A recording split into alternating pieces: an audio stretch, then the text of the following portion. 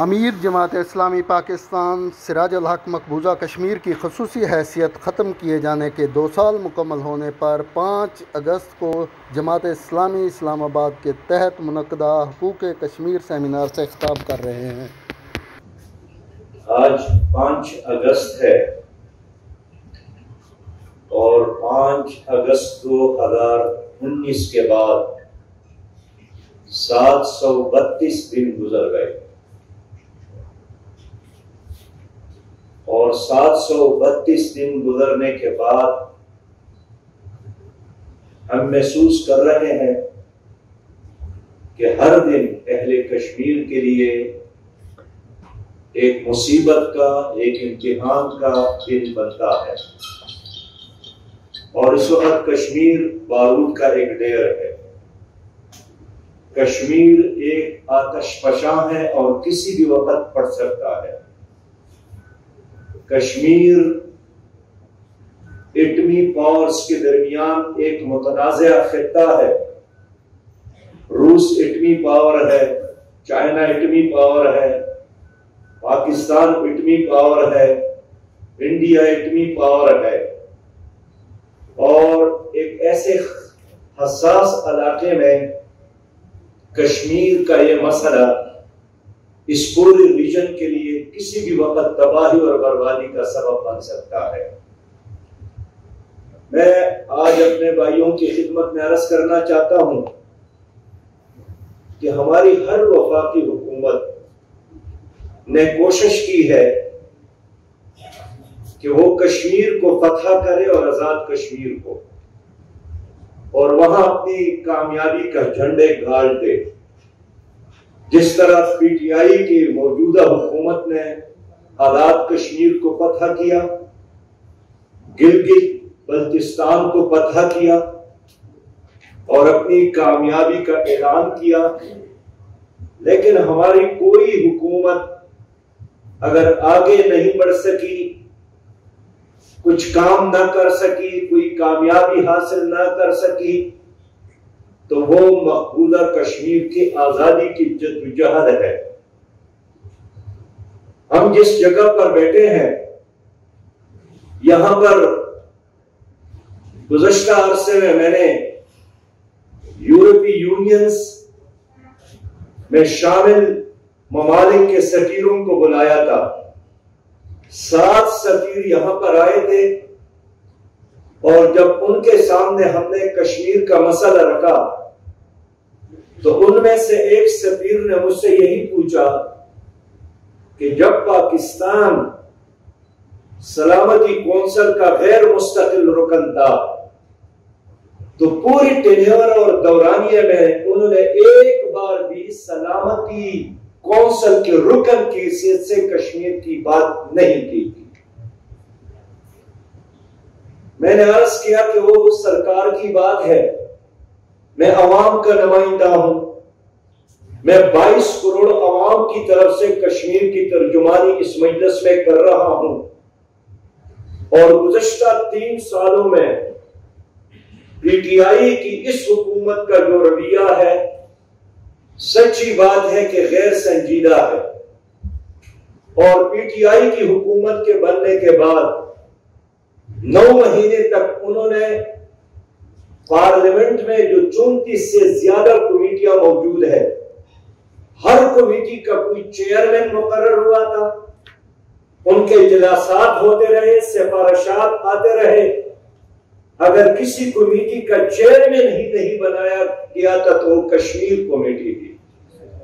اور پلوامہ پہ جب حملہ ہوا اور واقعہ ہوا اور لوگوں نے پوچھنا شروع کیا کہ کشمیر کمیٹی کا چیئرمین کون ہے، تو انہوں نے راتوں رات پھر فخر امام صاحب کو اس کمیٹی کا چیئرمین بنایا، اور چند دنوں کے بعد اس کو ہٹا کر ایک ایسے آدمی کو کشمیر کمیٹی کا چیئرمین بنایا جس کو کشمیر کا حدودی اربا بھی معلوم نہیں ہے، اور اگر وہ کسی مجلس میں آ کر وہاں کی آبادی کے بارے میں، وہاں کے رقبہ کے بارے میں ان سے پوچھا جائے تو وہ بھی نہیں بتا سکتا ہے۔ میں اس لیے عرض کرنا چاہتا ہوں کہ یہ جو دن گزر گئے، گزشتہ 2019 سے لے کر آج تک اس عرصے میں 410 ہمارے کشمیری بھائی شہید کیے گئے۔ امریکہ نے گوانتانامو بے میں چند سو قیدیوں کو رکھا تھا، لیکن آج وہ جیل خالی ہے۔ لیکن اس عرصے میں پورا مقبوضہ کشمیر 80 لاکھ آبادی محصور ہے، اور پورا مقبوضہ وادی ایک گوانتانامو بے کی طرح ہے، جہاں حراست کے دوران ہمارے 59 کشمیری قائدین اور کارکنان شہید کیے گئے، اشرف صحرائی سمیت۔ ان کو دوائی نہیں دی گئی، علاج کی سہولت نہیں دی گئی، اور اس عرصے میں 2019 سے لے کر آج تک 115 ہمارے مسلمان بہنوں کی عصمت دری کی گئی۔ میں اس لیے آپ سے عرض کرنا چاہتا ہوں کہ وہاں بنیادی انسانی حقوق کی بدترین وائلیشن ہو رہی ہے، لیکن افسوس یہ ہے کہ پاکستان سمیت دنیا کے تمام اداروں نے بھی، حتیٰ کہ انسانی بنیادی حقوق کے محافظین اور انجمنوں نے بھی آنکھیں بند کیے ہیں، اور گزشتہ 3 سالوں میں 2040 ہمارے بھائی شہید زخمی کیے گئے ہیں۔ اس وقت سری نگر کی جامع مسجد سمیت ہزارہ مساجد بند کیے گئے ہیں، معیشت تباہ ہو گئی ہے، تعلیمی ادارے بند کیے گئے ہیں، موبائل نیٹ ورک بند ہے، اور سبا نیوز کی رپورٹ کے مطابق 41 لاکھ سے زیادہ ڈومیسائل اجنبی لوگوں کو جاری کیے گئے، اور بڑے سرعت کے ساتھ، تیزی کے ساتھ مقبوضہ کشمیر میں مسلمانوں کی آبادی اس میں کمی ہو رہی ہے، اور وہاں انڈین شہریوں کی آبادی میں اضافہ، اور ایک ول میجارٹی، عظیم میجارٹی کو اقلیت میں تبدیل کیا جا رہا ہے۔ میں مانتا ہوں 27 ستمبر 2019 کو جناب عمران خان صاحب نے اقوام متحدہ میں ایک تقریر کی تھی، ہم نے بھی اس تقریر پر ان کو شاباش دی، لیکن یہاں آ کر ہمارا خیال تھا کہ اب وہ ایک قومی لائحہ عمل بنائیں گے، لیکن اس تقریر کے بعد آج تک یہاں ایک پراسرار خاموشی ہے، اور پھر وزیر اعظم نے اعلان کیا کہ ہر جمعے کو ہم احتجاج کریں گے۔ وہ پھر بھول گئے کہ اس نے کیا اعلان کیا، اور ہر دن یہ حکومت اپنے موقف کے حوالے سے ایک یوتھ ٹرن لے رہی ہے، اور میرا یہی احساس ہے کہ IMF سے $6 بلین کے قرضے کے حصول کے لیے جو باقی بہت سارے اقدامات کیے گئے، ان میں ایک بہت بڑا اقدام یہی تھا کہ ہم کشمیر کے لیے جدوجہد جو ہو رہی ہے اس کو فریز کریں گے، اور اس کو آہستہ آہستہ ختم کریں گے۔ میں یہ سمجھتا ہوں کہ جو پالیسی پرویز مشرف کی تھی وہی پالیسی اس حکومت کی ہے، اور پرویز مشرف کے ہوتے ہوئے جب انڈین حکومت نے باڑ لگانے کا فیصلہ کیا اور عملی طور پر اس کا آغاز بھی کیا، تو مقبوضہ کشمیر کی ساری قیادت نے پاکستان کی حکومت سے رابطہ کیا، جناب علی گیلانی نے رابطہ کیا، تو اس وقت بھی پرویز مشرف نے یہی جواب دیا کہ 5 منٹوں میں ہم اس بال کو ختم کر سکتے ہیں، لیکن وہ دن اور آج کا دن اس پوری ایریا میں اب باڑ موجود ہے، دیواریں برلن گر گئی، لیکن کس طرح دونوں حکومتوں نے ایک خاموش انڈرسٹینڈنگ کے ساتھ اور منافقت کے ساتھ ایک نئی دیوار برلن تعمیر کی تاکہ وہاں کا کشمیری ادھر رہے اور ادھر کا کشمیری ادھر رہے۔ اس لیے میں سمجھتا ہوں کہ گزشتہ دورانیے میں ہماری حکومتوں نے جو کردار ادا کیا ہے وہ کسی بھی لحاظ سے قابل تحسین نہیں ہے۔ انہوں نے UN میں، انہوں نے سلامتی کونسل میں، انہوں نے OIC میں وہ کردار ادا نہیں کیا۔ اور شرم کی بات یہ ہے کہ وزیر اعظم نے پارلیمنٹ فلور پہ اعلان کیا تھا کہ میں کوشش کرتا ہوں 3 دنوں سے، لیکن مودی میرا فون اٹینڈ نہیں کر رہا ہے۔ اور گزشتہ دنوں وہی بات ان کے ایک مشیر نے دہرائی کہ جناب عمران خان صاحب نے تو بڑی کوشش کی ہے، لیکن بائیڈن ان کا فون اٹینڈ نہیں کر رہا ہے۔ اس سے بڑھ کر ہمارے خارجہ پالیسی کی ناکامی اور کیا ہے کہ 2019 سے لے کر 5 اگست 2019 سے لے کر آج تک ہماری حکومت کشمیر کے مسئلے پر اسلام آباد یا مظفر آباد میں ایک OIC کا انعقاد تک نہیں کر سکے، بلکہ OIC کے کانفرنس کا انعقاد تو کیا، اس موضوع پر کوئی میٹنگ تک نہیں کر سکے۔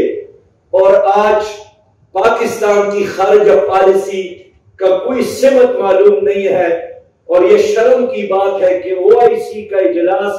جب متحدہ عرب امارات میں ہو رہا تھا، اس میں پاکستان کا وزیر خارجہ بھی موجود تھا، لیکن وہاں سٹیج پر ہندوستان کا وزیر خارجہ سوراج صاحبہ تو موجود تھی، لیکن شاہ صاحب نیچے بیٹھے تھے۔ اور مودی نے دنیا کے سامنے یہی اعلان کیا، اپنی قوم سے بات کی کہ میں اور کیا کروں کہ OIC میں ہماری خاتون وزیر خارجہ سٹیج پر بیٹھی ہے اور وہاں جناب شاہ صاحب پاکستان کا وزیر خارجہ وہاں نیچے بیٹھے ہیں۔ میرے بھائیوں اور دوستوں، سچی بات یہ ہے کہ خارجہ محاذ پر بھی وہ کام نہیں کر سکے جو ہم سب کے کرنے کا تھا۔ اس حکومت کے تقریباً 1200 دن گزر گئے ہیں، لیکن ان 1200 دنوں میں ایک بار بھی انہوں نے اپوزیشن کو کشمیر مسئلے پر بلا کر کوئی مشاورت نہیں کی، اس لیے کہ یہ ان کے ترجیحات میں شامل نہیں ہے۔ اور اب کشمیر الیکشن میں جو کچھ ہم نے دیکھا، میں سمجھتا ہوں ہر لحاظ سے یہ جمہوریت کے نام پر ایک دبا اور ایک بدنما داغ ہے۔ وہاں جا کر پیسہ تقسیم کیا گیا اور وفاقی منسٹر کے پیسے کے تقسیم کے بارے میں جب سرکار کے آدمی سے پوچھا گیا تو انہوں نے کہا کہ ہم تو صدقہ تقسیم کر رہے تھے اور ہم خیرات تقسیم کر رہے تھے۔ یہ قوم کے ساتھ اس سے بڑھ کر کیا مذاق ہو سکتی ہے؟ میں سمجھتا ہوں کہ اتنا بڑا مذاق تو شاید انڈیا نے مقبوضہ کشمیر کے لوگوں کے ساتھ نہیں کیا جو اس حکومت نے اس الیکشن میں وہاں کے عوام کے ساتھ کیا ہے۔ میں عرض کرنا چاہتا ہوں کہ ماضی میں بھی ہمیشہ عوام کی سطح پر لوگوں نے کشمیر کاسٹ اور کشمیر کا علم اٹھایا ہے، اور آج بھی اس مقصد کے لیے عوامی جدوجہد کرنی ہے۔ میں سری نگر کے مقبوضہ کشمیر کے ماں اور بہنوں اور بیٹیوں کو بھی وہاں حریت کی تمام قیادت کو سلام پیش کرتا ہوں کہ ہندوستان کے جبر کے باوجود بھی اور 26 اور 27 سال جیلوں میں گزارنے کے باوجود بھی انڈین آرمی اس قیادت کو نہ خرید سکی، نہ اس کو ڈرا سکی، اور نہ اس کے جبر کے نتیجے میں وہاں کی قیادت اپنے موقف سے دستبردار کر سکی۔ گزشتہ عرصے میں جماعت اسلامی مقبوضہ کشمیر پر پابندی لگائی گئی تو محبوبہ مفتی نے اعتراف کیا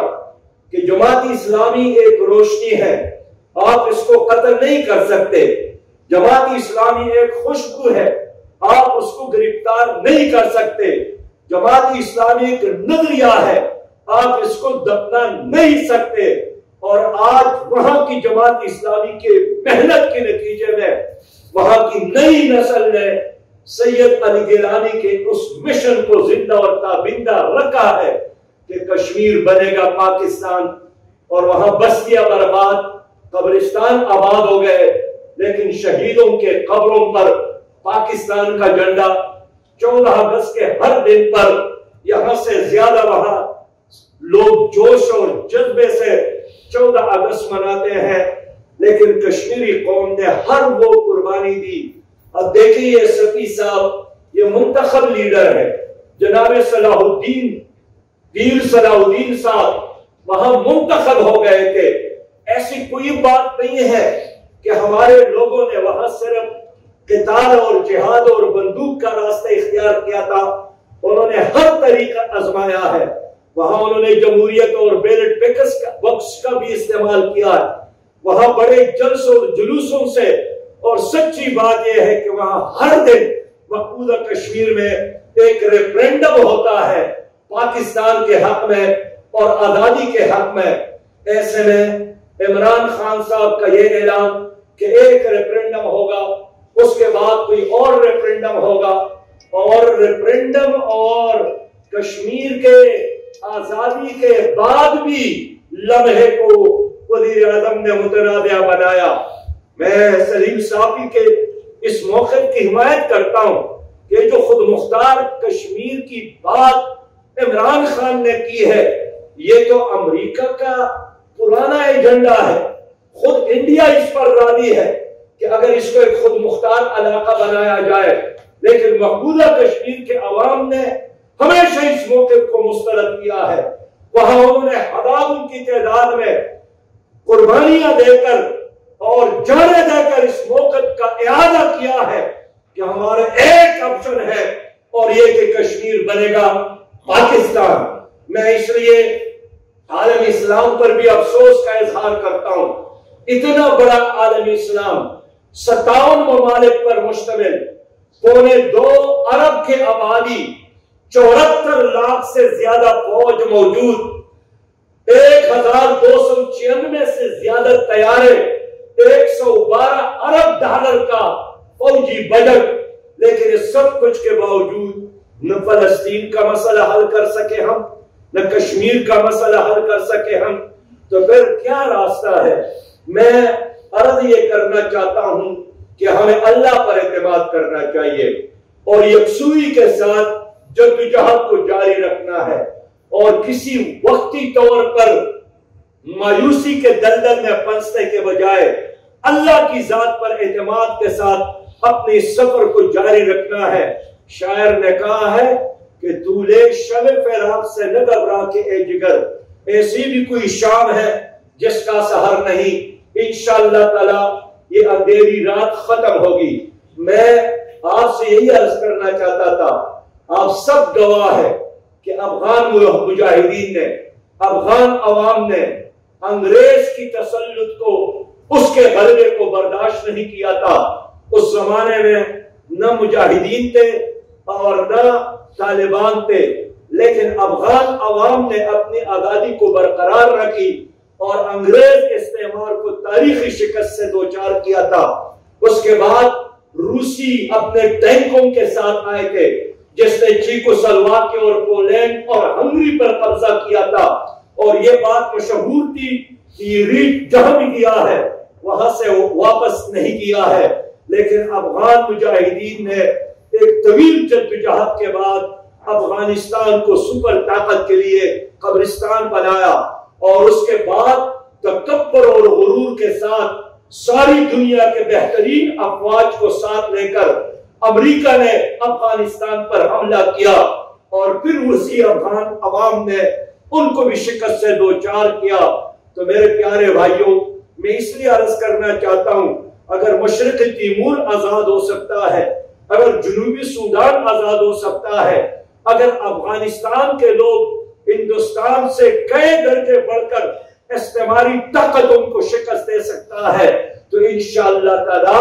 کشمیری بھی آزاد ہو سکتے ہیں۔ یہاں بھی ایک دن آزادی کا سورج طلوع ہوگا، لیکن اس کے لیے ہمیں مل کر جدوجہد کرنا ہے۔ کاش ہماری حکومت ایک ایسا لاہ عمل بناتی جس میں تمام اپوزیشن جماعتوں کو ساتھ لے کر ایک قومی لاہ عمل، لیکن ہماری حکومت یہ کام نہیں کر سکی۔ اس لیے ہم آج کے دن 2021 5 اگست 2021 کے اس دن ہم دوبارہ عزم کرتے ہیں، اللہ کے ساتھ وعدہ کرتے ہیں کہ ہم مقبوضہ کشمیر کے آزادی کی اس جدوجہد میں ہر وہ طریقے کے ساتھ دیں گے جس کے نتیجے میں ان کی آزادی یقینی ہو جائے۔ ہم انشاءاللہ تعالی آزاد کشمیر اور پاکستان کے لوگوں کو منظم کریں گے، اور یہی ہماری خواہش ہے کہ ہماری زندگی میں وہ دن آ جائے کہ مقبوضہ کشمیر کے لوگوں کو آزادی نصیب ہو۔ آزادی ان کا حق ہے، جینا ان کا حق ہے، اور یہ حق اللہ نے ان کو دیا ہے، یہ حق عالمی انسانیت نے ان کو دیا ہے، اور جو بھی کشمیر عوام سے یہ حق چھیننا چاہتا ہے، ساری انسانیت کا فرض ہے، امت مسلمہ کا فرض ہے، آزاد باضمیر ہر انسان کا فرض ہے کہ اس دست جفا کو، اس ظلم اور جبر کی اس طاقت کو شکست دینے کے لیے مقبوضہ کشمیر کا ساتھ دیا جائے۔ ہم نے حکومت کو مشورہ دیا تھا کہ ایک وزیر خارجہ، ڈپٹی وزیر خارجہ جس کا کوئی اور کام نہ ہو، وہ صرف کشمیر کاس کے لیے کام کرے۔ ہم نے ان کو مشورہ دیا تھا کہ آزاد کشمیر کی حکومت اس کو ایک بیس بنا کر اس کو ایک ترجمان کی طور پر عوام کے سامنے، دنیا کے سامنے پیش کیا جائے۔ ہم نے مشورہ دیا تھا کہ مقبوضہ کشمیر اور آزاد کشمیر کی ساری قیادت کو اکٹھا کر کے دنیا کے سامنے اس کو سفیر کے طور پر اور حقیقی ایمبیسڈر کے طور پر پیش کیا جائے، لیکن ہماری حکومت ایک کام بھی نہیں کر سکی، اور جب بھی کوئی بات ہوتی ہے تو یہی کہتی ہے کہ آپ 27 ستمبر کی تقریر سنا کرے، وہ کافی ہے۔ میں سمجھتا ہوں کہ تقریروں سے کوئی ملک آزاد نہیں ہوگا۔ بڑی اچھی تقریر ایک زمانے میں بھٹو صاحب نے بھی کیا تھا کہ ہم 1000 سال لڑیں گے، اسی طرح ایک تقریر جناب ضیاء الحق صاحب نے بھی اور نواز شریف نے بھی کی، لیکن تقریر کے نتیجے میں اگر کوئی ملک آزاد ہوتا تو اب کشمیر آزاد ہوتا۔ اس کے لیے دانائی کے ساتھ، حکمت کے ساتھ، جذبہ جہاد کے ساتھ اور نئے ولولے اور جوش اور جذبے کے ساتھ پرعزم ہو کر ایک سفر کرنا ہوگا اور کاروان کو آگے بڑھانا ہوگا۔ میں ایک بار پھر آپ کو یقین دلاتا ہوں، انسان کو یقین نہیں ہوتا ہے، لیکن میں یہ ضرور کہنا چاہتا ہوں کہ دنیا میں بہت سارے ایسی قومی تھی جو کمزور تھی، لیکن اللہ تعالیٰ نے اس کو فتح سے نوازا ہے، بشرطے کہ ان کو اچھی قیادت ملی ہو، بشرطے کہ ان کے اندر ایک قومی وحدت ہو، اپنے مقصد کے ساتھ عشق ہو، محبت ہو، اور اپنے مقصد کے خاطر جینا اور اپنے مقصد کے خاطر وہ مرنا جانتا ہوں، ضرور اس قوم کو آزادی ملتی ہے۔ میں اسی امید کے ساتھ جناب نصر اللہ رنداوا صاحب کا شکریہ ادا کرتا ہوں جنہوں نے اس مجلس کا انعقاد کیا، انتظام کیا، اور یہ آخری پروگرام نہیں ہے۔ میں ان تمام مقررین کا بھی شکریہ ادا کرتا ہوں۔ فرحت اللہ بابر صاحب یہاں سے چلے گئے، سلیم صافی صاحب کا بھی، جناب غلام محمد صفی صاحب کا بھی، اور یہاں جتنی قیادت موجود ہے، اللہ کے خاطر انشاءاللہ تعالی اس سفر اور اس کام کو ہم جاری رکھیں گے۔ وآخر دعوانا الحمدللہ رب العالمین۔ اللہم ربنا افرغ علینا صبرا وثبت اقدامنا وانصرنا علی القوم الکافرین۔ ان تمام شہیدوں کے لیے دعا کریں جو مقبوضہ کشمیر میں کشمیر کے آزادی کے خاطر شہید ہو گئے ہیں، اللہ تعالیٰ ان کی شہادتوں کا قبول فرمائے۔ ان تمام نوجوانوں اور قیادت کی بھی دعا کریں جو اس وقت 14,000 سے زیادہ کی تعداد میں مقبوضہ کشمیر اور انڈیا کی جیلوں میں ہیں، اللہ تعالیٰ ان کی رہائی کے لیے اسباب پیدا کر لے، اور دعا کرے کہ اللہ تعالیٰ ہماری اس حکومت کو غیرت اور ہمت دے کے کچھ کر سکے۔ اللہ تعالیٰ ہماری عوام کو، ہماری قوم کو وحدت نصیب فرمائے، اتفاق نصیب فرمائے، جذبہ جہاد اور جذبہ حریت نصیب فرمائے. اللہم ربنا تقبل منا انک انت السمیع العلیم وتب علینا انک انت التواب الرحیم برحمتک یا ارحم الراحمین.